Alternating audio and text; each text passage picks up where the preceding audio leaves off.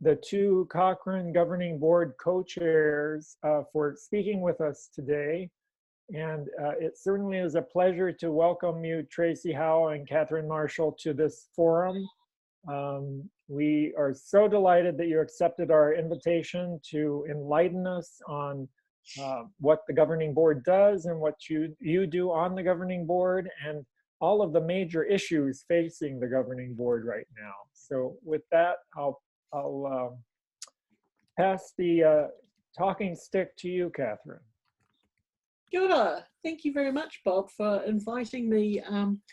I'm sitting here in my home in Wellington, New Zealand, and it's a delight to virtually be in Colorado with you all.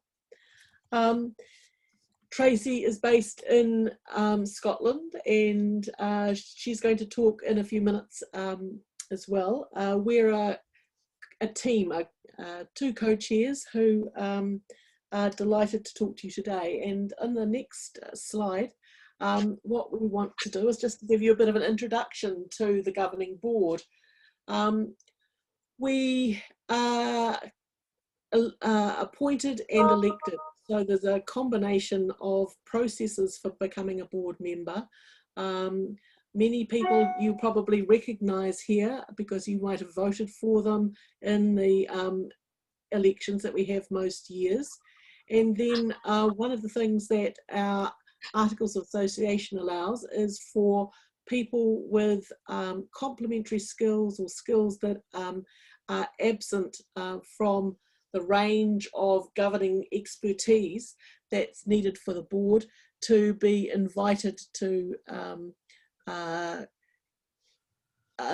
apply for membership. So you'll see that we have the people with the dots there. Tracey, myself, Karen Kelly, Marguerite Costa, Ray Lamb are appointed members of the board. So we have quite a few time zones represented on the board and a range of different languages and experience and expertise. And it's a great pleasure to get up early in the morning to talk to these people several times a year.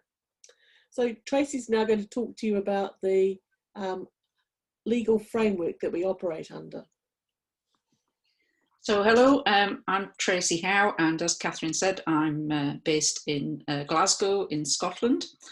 So thank you again for the kind invitation to present to the network today. I'm going to talk very much around the sort of governance aspect of the governing board. So Cochrane, as you know, is an international organisation, but it needs to be registered somewhere. And it was initially registered in the United Kingdom as a charity and a company limited by guarantee.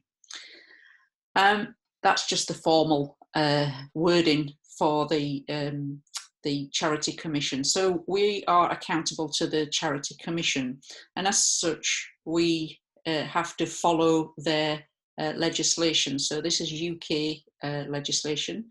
In fact, it's English legislation, doesn't include Scotland, so we are actually registered in England. And part of that really is that we had to have a formal set of articles of association that sets out the rules of the organisation and why it exists. And we exist really for our beneficiaries. So who are our beneficiaries? They are the patients and decision makers. So Cochrane exists for the benefit of the health of people. It doesn't exist to fulfill its own purposes and needs. It's very much focused on the benefits of people. So that's the critical piece here. And that's what makes us a charity. So our articles describe what powers that we have. So for example, we can employ staff, we can raise funds, we can appoint members. So Catherine's already talked about that in terms of the board, and we can hold meetings. So it really is around it's our framework from which everything is disseminated, really. So the articles are really important. So one of the things that we do, as you know, is the production of systematic reviews. So in order for the benefit of our beneficiaries, these systematic reviews need to be high quality, they need to be purposeful, and they need to be accessible. So those things are written into our articles. So if ever you're bored and you need something to look at, then the Articles of Association would be a good starting point. But they actually are all our decision making is based around our articles. Okay, so where does the governing board sit in relation to the whole structure of Cochrane? As you know, Cochrane is a very complex organisation.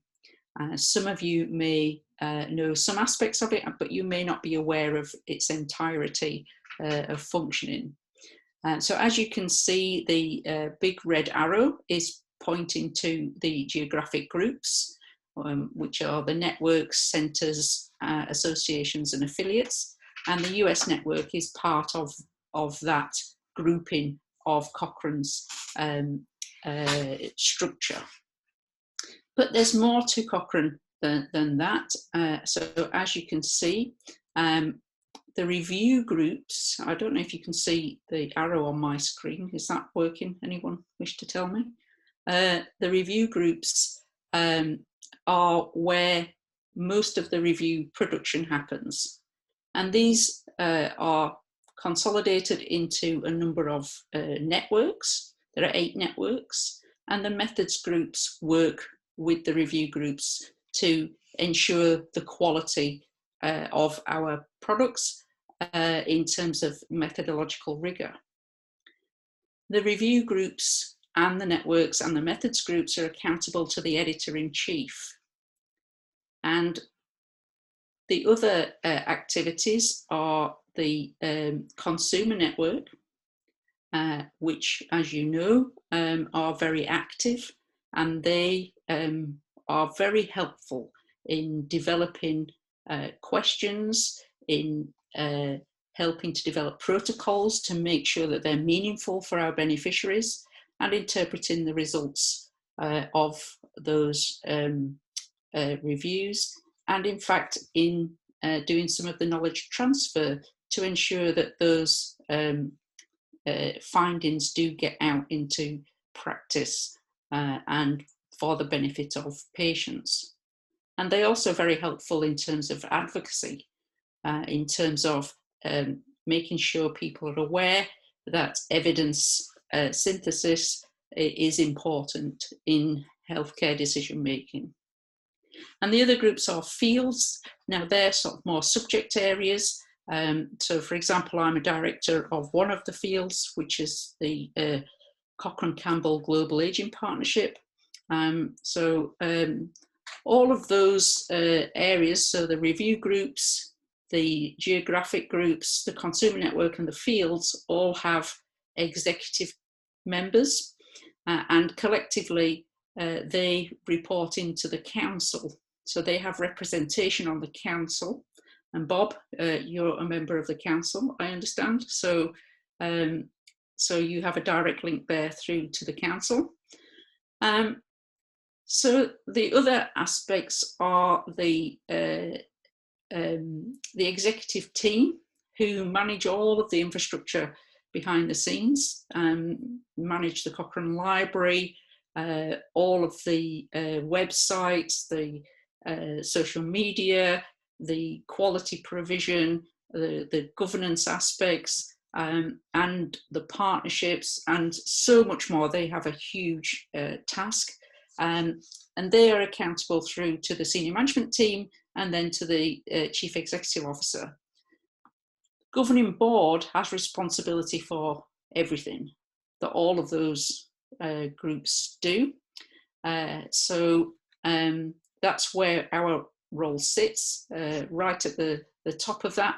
We don't have direct line management responsibility other than to the chief executive, but we are in fact responsible for setting the strategy for the organisation. So you can see it's a very complex organisation, and so you can see why we need articles of association to manage that. So what do the board actually do? You've seen we've got all of those different activities on.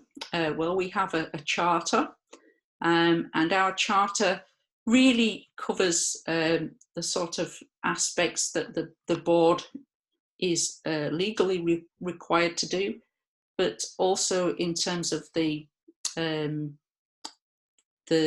leadership aspect, and determines the sort of skill mix that we need on our board members. So our main area is the vision and strategy. So our role is to ensure that actually we meet our charitable purpose. So again, that's about ensuring that we are doing a good job for our beneficiaries, that we have a long-term strategy so that we're not just acting in the short term. We need to have good leadership, so we need to focus on making sure we have the right impact, but also demonstrate that we are we set the tone of the organisation. I talked about expertise, and you've seen the structures there. We need to ensure that the organisation is supportive, and that we have active engagement with our stakeholders. We're responsible for our staff, our employees, so we need to ensure that they have appropriate remuneration. And we are responsible for the finance and the sustainability of the organisation. Other areas are around innovation, so we need to create an organisation that allows innovation to flourish. But that innovation has to be of benefit to the society or our beneficiaries.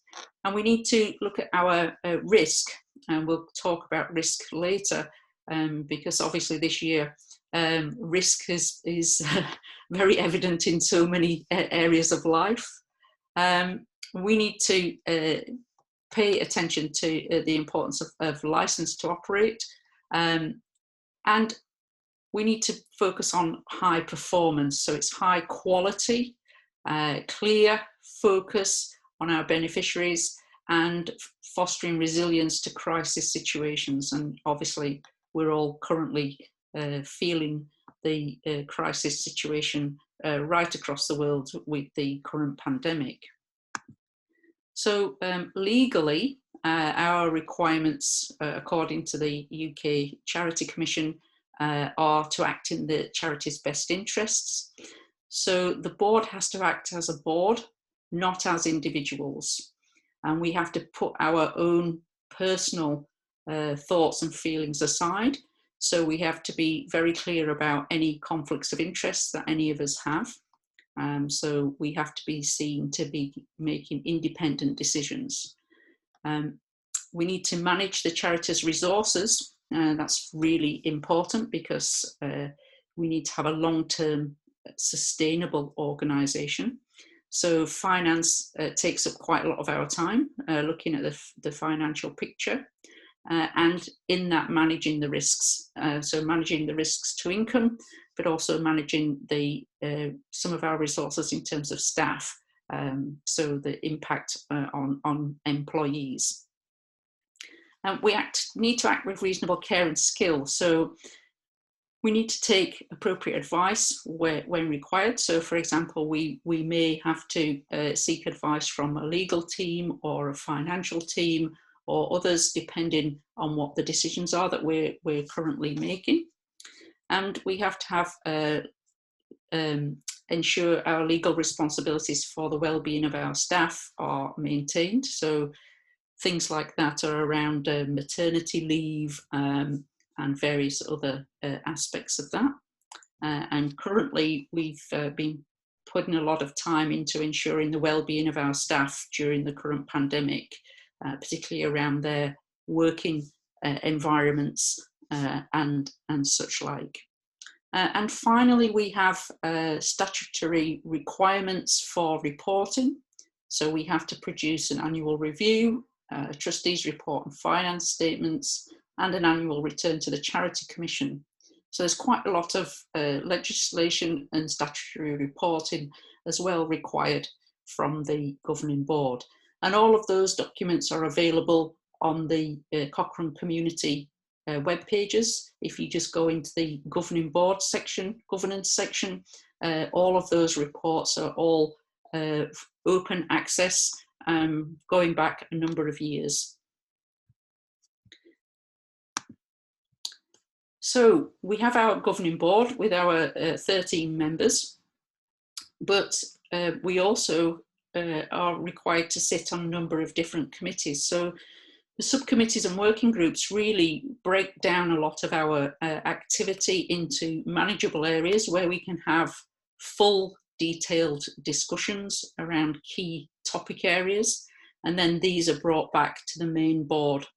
So for example, we have the governance committee, and so I chair the governance committee, Catherine's also a member of that, where we discuss a lot of those issues around there. So for example, one of the things that we're going to be talking about next year is what makes a paper open access versus a restricted access in terms of board papers.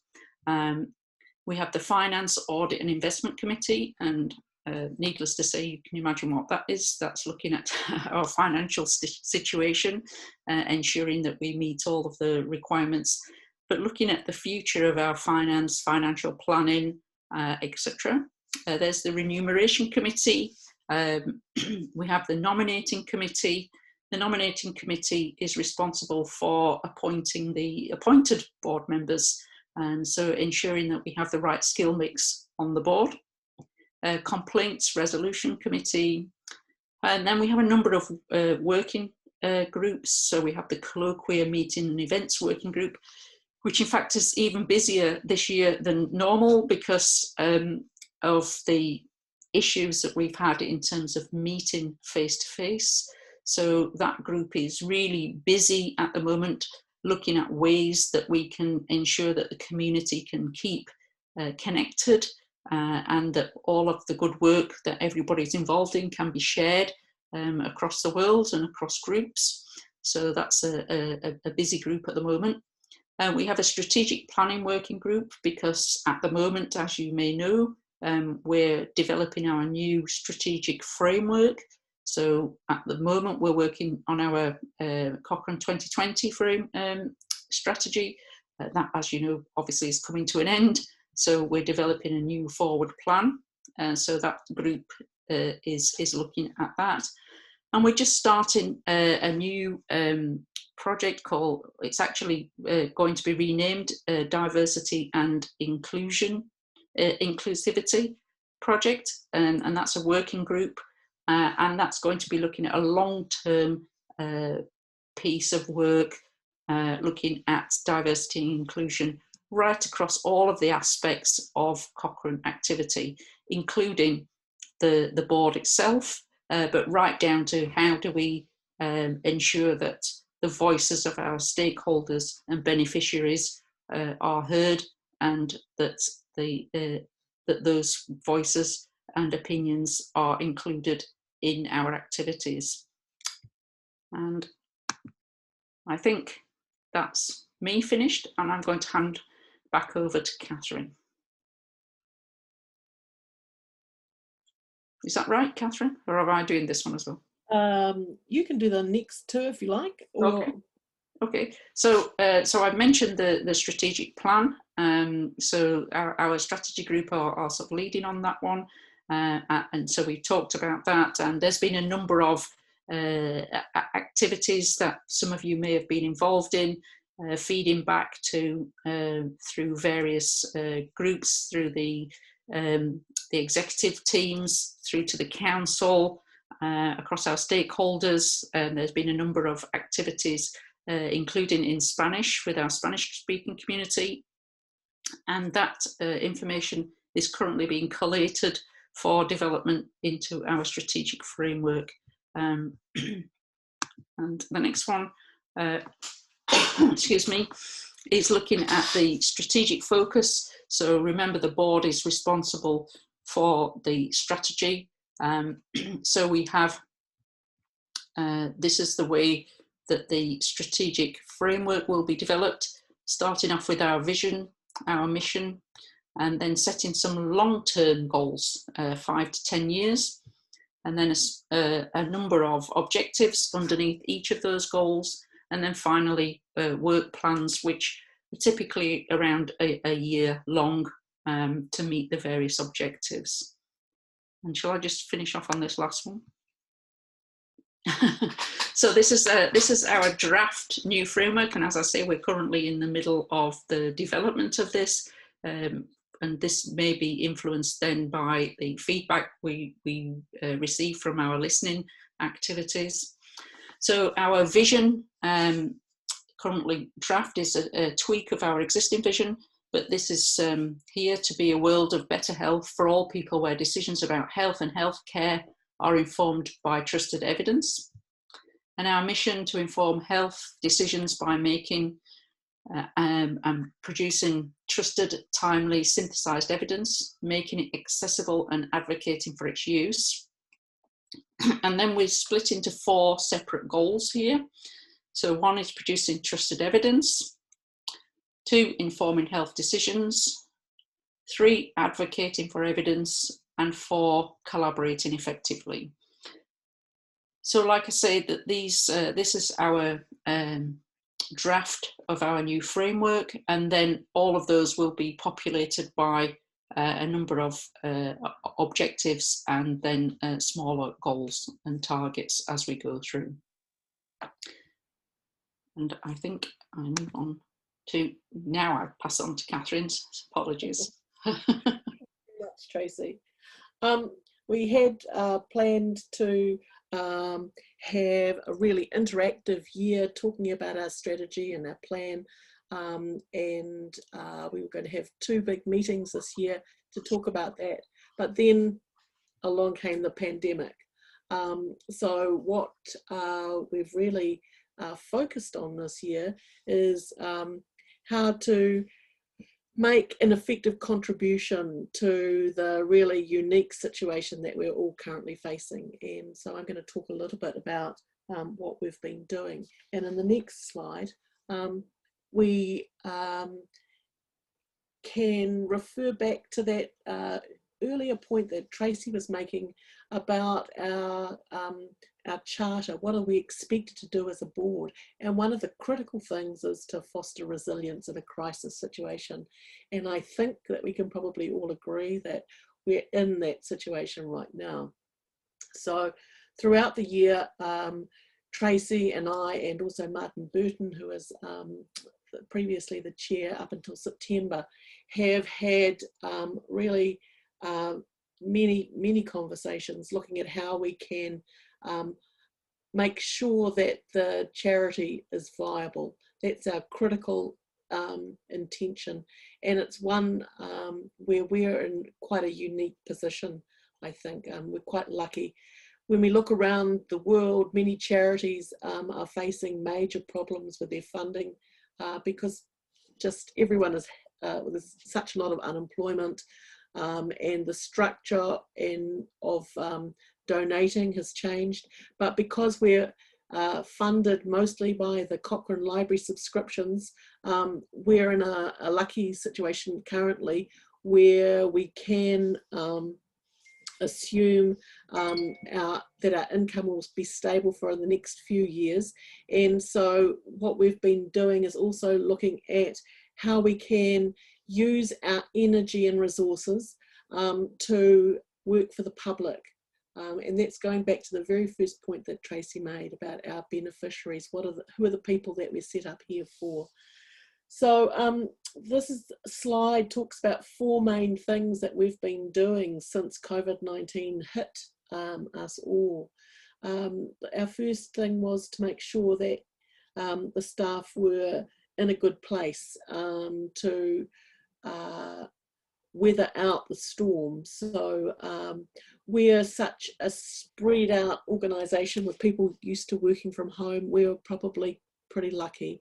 We had the infrastructure, the IT systems, and the,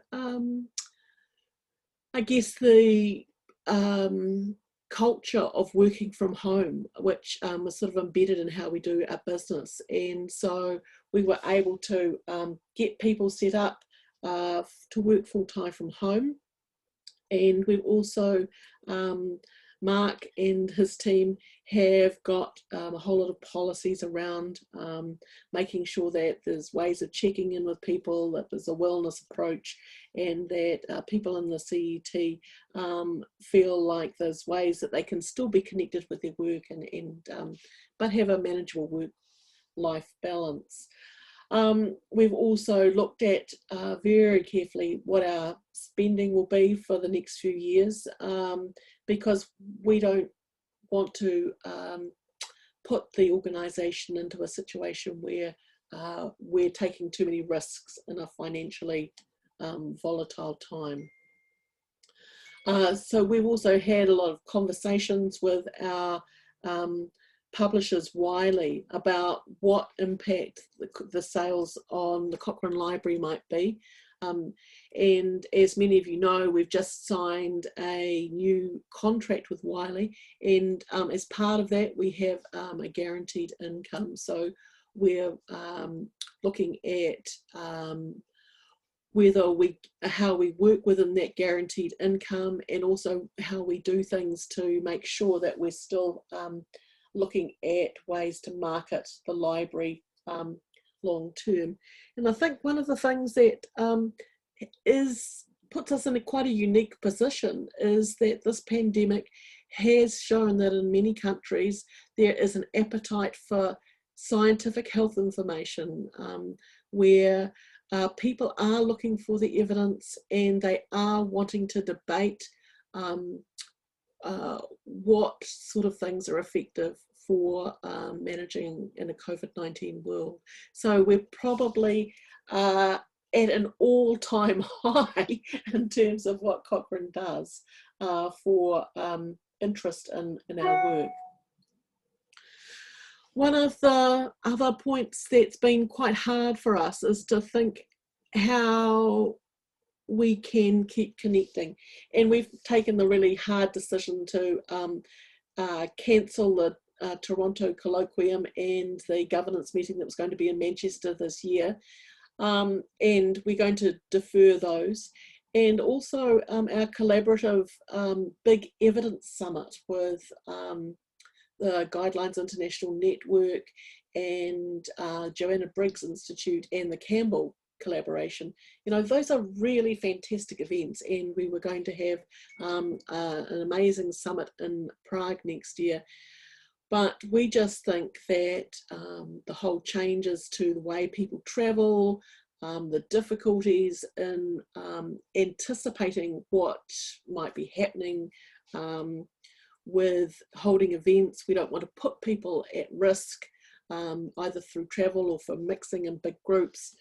We've just had to decide that we're going to be virtual this year and probably next year. So we've been doing quite a lot of work to think how we can do that in new ways. And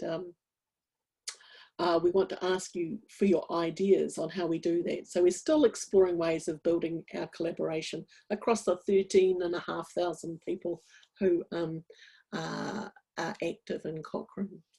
In the next slide, you'll see that one of the other absolutely awesome things that has happened is that we have been very fleet-footed in the way we've been pumping out information for the world about COVID-19.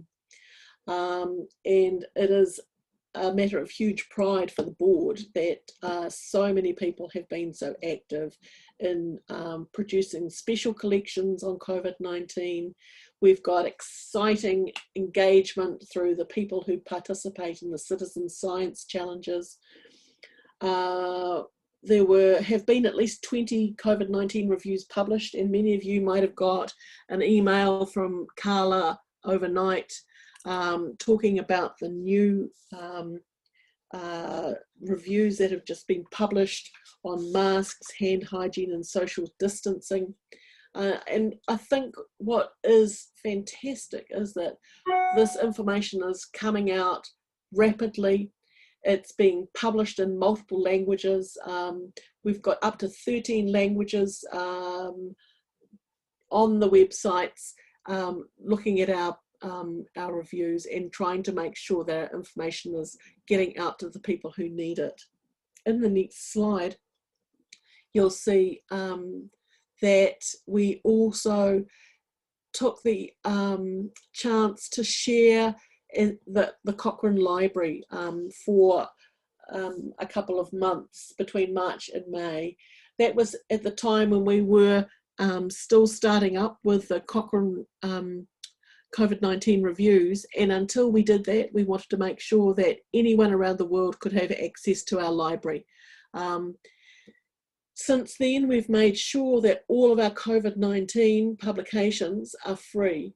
This is possibly a bit controversial because we still rely so heavily on subscriptions to the library, but the Cochrane board and in fact the whole organisation really supports the sentiment that we want to make sure that what we know is shared and passed around as much as we can. So we've been looking at new ways of stimulating discussion through podcasts, social media posts. I don't know whether some of you have seen the groovy animations one student has produced on masks. I mean, there's really new ways that we're looking at getting our information out. And I think that's been one of the delights in a crazy COVID-19 world, is that even with all the pressures that are on all the authors, we have been able to do what we never thought we could do, and that's produce really speedy, rapid reviews. And I think the,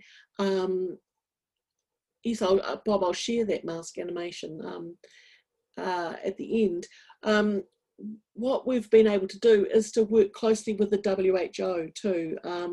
Carla, our editor-in-chief, has regular meetings with WHO to identify the topics of priority interest to them, so that we can then make sure that the evidence is put in the hands of the organisations that can have the most impact.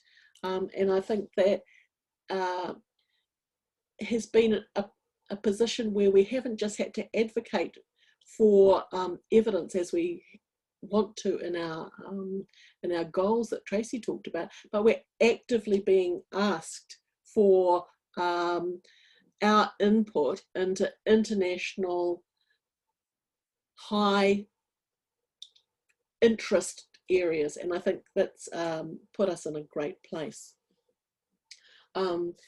So we didn't want to miss out on hearing from you, because one of the things that Tracey and I really enjoy whenever we go to Cochrane meetings is talking to people, and we love the engagement of Cochrane people. They are usually full of energy and interest and good ideas, and so we're very keen to hear ways that we can keep the community connected, and luckily I think we'll have a bit of time to talk to you about that. We also really value being as open as we can, and you will see that on our webpage, on the governing board page, you can follow any matters that we're considering. We've got all our agendas and minutes there with details about our charter that Tracey talked about, and you can find out more about us. So that's a really quick introduction to the Cochrane board structure and our business in COVID-19 times.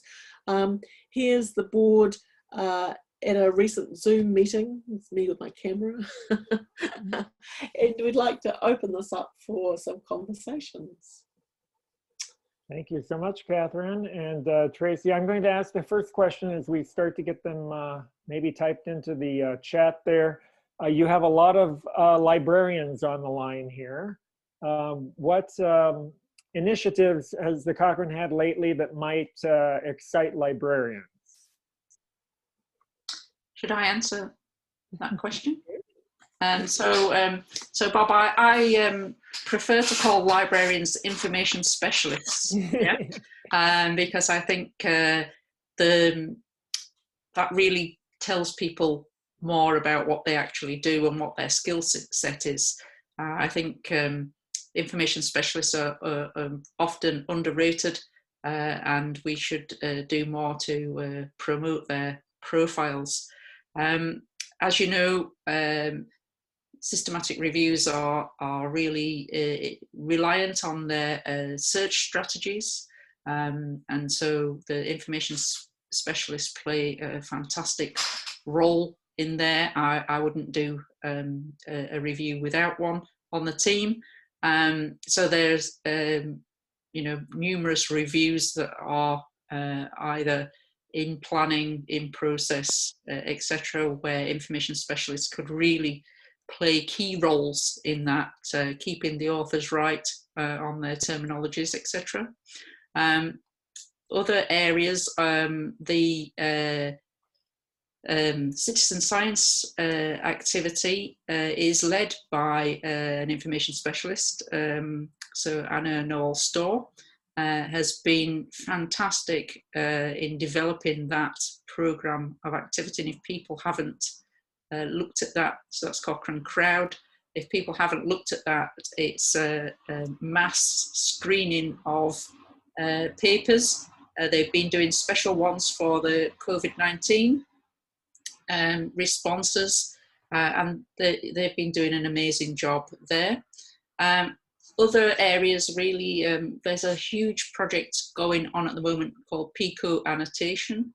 So that's annotating existing reviews to ensure that the terminology is appropriate, so that we can, everything is meta tagged, so that people can find information more efficiently across the Cochrane Library.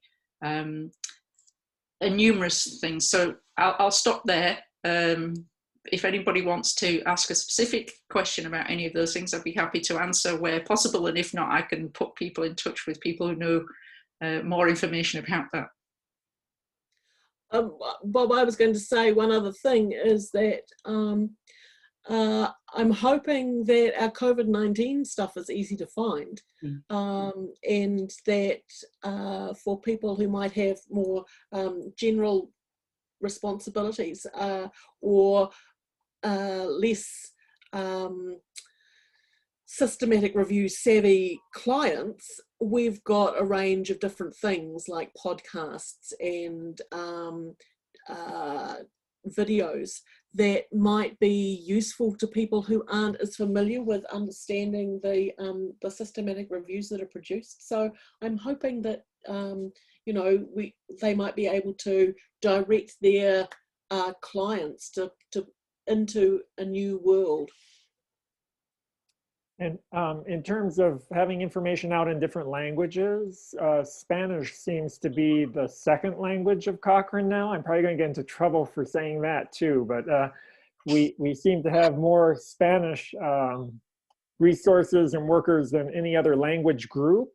Cochrane being an international organization, what other languages do you see, or language groups do you see emerging in the coming 5 to 10 years to become greater partners with Cochrane? Well, I think we've got Hindi and Chinese, with Mandarin and Croatian. We've got a real spectrum of different languages, but certainly I think there's more and more people in those areas like the Indian subcontinent, and in Asian countries who are now looking at Cochrane and signing up to be involved in translations. Could I add to that that the Ibero-American Cochrane network have really been instrumental in driving the Spanish aspect of the Cochrane Library and activities, and they've done a wonderful job over a long period of time, and that's fantastic because the Cochrane Library is now, as you rightly say, produced in Spanish, a Spanish version of that. But equally, the Cochrane translation team have been doing an amazing job in the background, producing lots of material in multiple languages. And there's actually a section on the Cochrane community website, which is Cochrane Translations.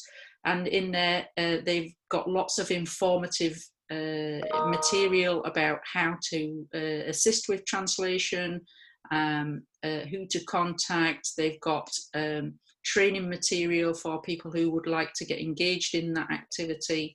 So there's a good start point for anybody who's interested in translating. And part of the mission of the board seems to be becoming more diverse and inclusive as the new work group has been formed. Can you elaborate on ways that Cochrane might be trying to do that in the future? Might there be an expansion of the board to include more countries, or a restriction that only one representative from one country can be on the board at any one time? Have these things come up in conversation? One of the things that we did at the last election was to say that we wanted to select someone from a low and middle income country, and that was a requirement or an expectation. So we structured the voting process so that we would get someone, and we've got Tamara Credo from South Africa who has just been elected through that process. One of the other options we have is to invite people to join the board as appointed members, but we want to hear from the diversity and inclusion group about what the process should be. So I think we're just starting on that pathway, and Tracey might want to add something there. Yeah, so I'm chairing that working group, and we've literally only met once, so it's that new. But a call for proposals will be coming out shortly, hopefully this side of Christmas, to just do an initial project on that, which is a listening activity. So listening to people across the community about what their views are on diversity and inclusion, seeking out areas of good practice that we can share across the organisation, but also looking at areas for development. So that's a sort of our first stage of that, and that will be not specific to any activity at all. It's looking at everything across the organisation. So as I said, the board are included in that we will be scrutinising ourselves too, to look at our practice. And one of the things in terms of diversity in there is not just looking at the usual suspects in terms of what people see as diversity, but looking at things as well in terms of cognitive diversity, looking at cultural diversity, to ensure that we actually are able to leverage all of that diversity for the best benefit of the organisation and for the benefit of of the public. So it's we're very clear we don't want to have a tokenistic view of diversity. So it's all about what people can contribute, when they can contribute. Are we listening to people? Are we engaging with people? That's the key to it really, rather than just having representation. So the original steering group for Cochrane was totally representative of Cochrane groups and functions, and we've, the new board has moved away from that, so only half of the board are elected members, and we're not representative of any groups within Cochrane. So that was one step, and then the second step was to have appointed members so that we can ensure that we've got the right skill mix on the board to actually discharge our responsibilities. So I'm going to ask about strategy too. Are we seeing in the feedback you've received so far any great redirection of strategy for Cochrane? Well, it's interesting because this has come in the midst of all of the pandemic as well. So I think that strategy for most organisations is having a rethink and a redirection based on the responses and the requirements we've had to change as a result of that. And I think one of the big things that's come out of that is in terms of our ability to produce high quality material faster, more efficiently, more effectively, and enabling us to engage with other partners in terms of the priorities that people see are the topics of the review, in terms of the topics that really matter, rather than just producing reviews for the sake of reviews, which is some of the historical reasons behind this self-motivating questions for reviews. Now we're wanting to sort of streamline those. There are lots of other things that have come up, of course. Catherine, I'm sure you want to add.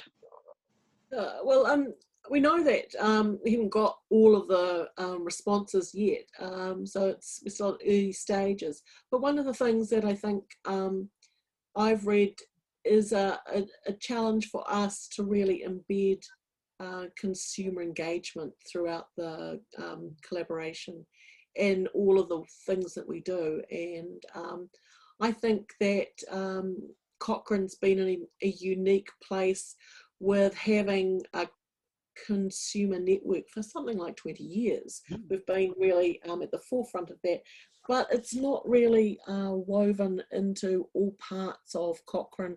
And for example, not all review groups routinely involve consumers in deciding on the priority topics, or working with consumers to review the evidence, or to produce the summaries. So I think that is an opportunity for us to really take another step to working with consumers. And it's been fantastic in the COVID-19 work that we've had a new network of people with expertise and lived experience of COVID-19 who have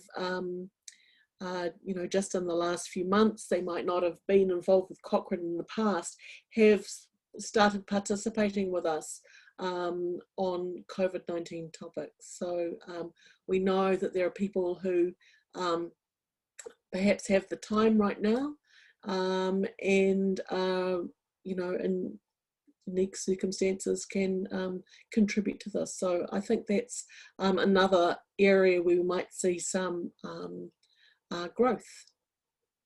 And Catherine, you put in the chat, even though you're speaking, you're asking us a question, the audience. Can she ask what forms of connecting during the pandemic have people found useful? I put Zoom because I'm doing it all the time, but every year I have a birthday party which is a karaoke party, and I couldn't do that this year. And I ended up using Watch Together, an app which allowed everybody to sing and run the same songs at the same time, along with Zoom, to do a virtual karaoke party. And it was still a lot of fun. It wasn't the same, but it was definitely a good substitute. So Watch Together is one tool. If anybody in the audience has another tool or suggestion they want to add, please type it in the chat.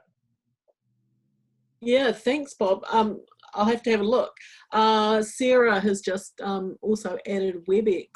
One of the things that we've tried is having little chat rooms in Zoom. So you split into groups of sort of 4 or 5 people. And that's quite nice. And the other thing that we've started to do with our board meetings is to have coffee time. So we start early and we have a virtual coffee together where we talk about our kids or what the weather's like, you know, just your regular things. And that's the kind of connection that I think we all quite enjoy, because it brings the reality of working together into a much sort of more real way. Oh, right. So Sarah's been using that too. Cool. How's your network connecting? Are you only Zooming? We're only Zooming. And we were lucky meeting before the pandemic. We're doing a lot of structuring before the pandemic, so we had a lot of meetings at that point. But we have been virtually meeting only.